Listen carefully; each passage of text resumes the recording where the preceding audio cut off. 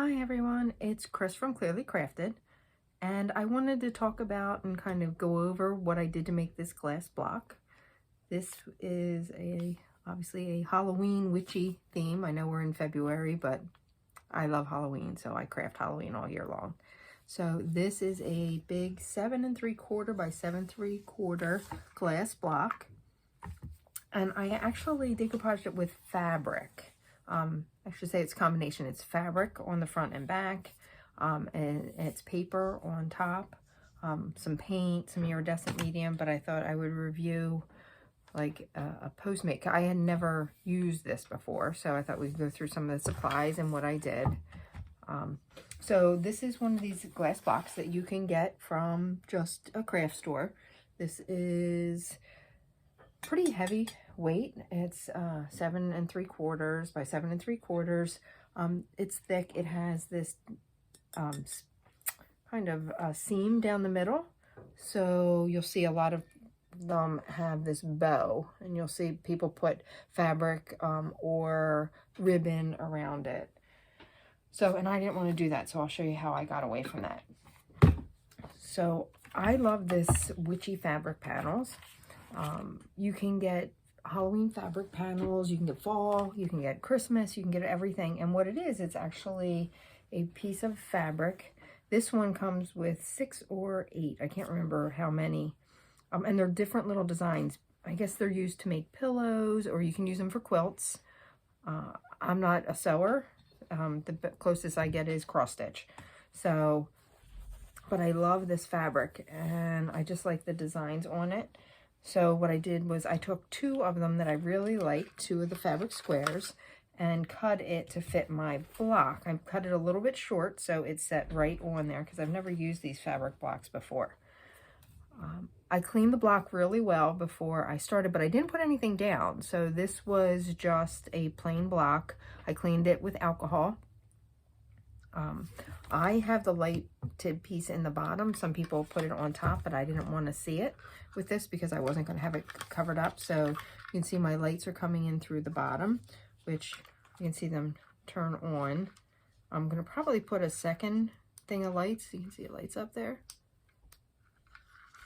In there, and then it just actually pops. These are nice little light things. I'm going to put another one over here so it comes up through the bottom.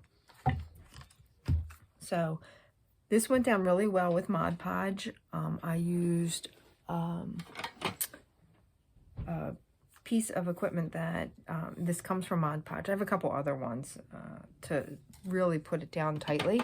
So I put the fabric down, let it dry maybe 5 minutes or so, and then I put more Mod Podge on top. I really wanted it to stick, and then I let it dry. And this was really working one side of this block or the other side at a time. So I let it sit drying like this flat. When I went to do the other side, I really had to have it kind of dry standing up because it will mark. So put that on, couple coats of Mod Podge on each side. Fabric with Mod Podge, fabric actually gets really rough. So after 2 or 3 coats of Mod Podge, I then sanded with 400 grit sandpaper to take that roughness off. Then I did a couple more coats of Mod Podge, and then I went back. If it was still rough, I may have had to sand this again. I can't remember. But probably 1 or 2, and it really just goes by touch. And then it'll get to a point where it does start to smooth out when you're putting the Mod Podge. I probably have about 5 or 6 coats of Mod Podge on this, as well as then I think 2 or 3 coats of spray varnish. And it's the gloss, because I want it to still look like glass. That's why it's glossy. But around the moons and the star, and in here where it's supposed to look like fog, and I don't know, it's hard to see it on the video, but I wanted it to look a little glittery, so I used my iridescent medium, which I love the iridescent medium, and I just went in there and I just dry brushed iridescent medium around here where these are supposed to be stars, and back here where it's supposed to be fog. So, and I did that on both sides, so they match both sides. So, interesting piece here was this groove that these blocks have. And I didn't like the look of it. I had put paper. This is a black and silver paper that I get from Mulberry Paper and More. It's actually a heavier weight fabric. Heavier weight paper, but it goes on really, really nicely. This went down really well.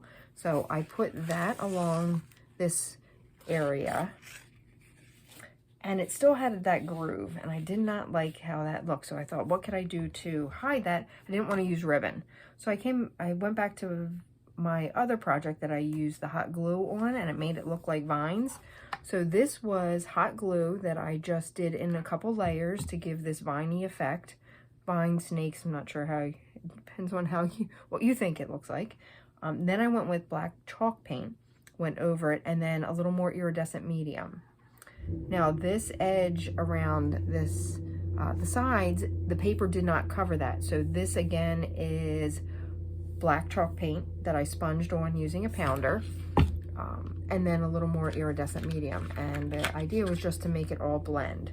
So I came around the edges. You can see where this has been sponged around here a little bit, so it kind of comes in, because the fabric, there was an edge here, because I really wanted that fabric on the block versus wrapping around, because then you get little puckers around the edges.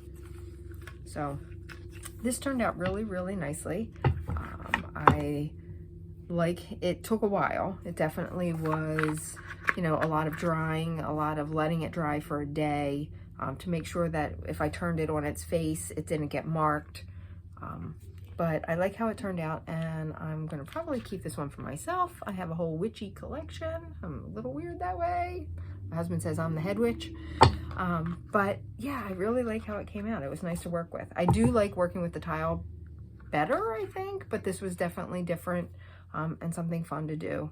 I would do one again for a family member or something, but nothing too involved. These take a while. But hope you enjoyed it, and keep crafting. Have a good one.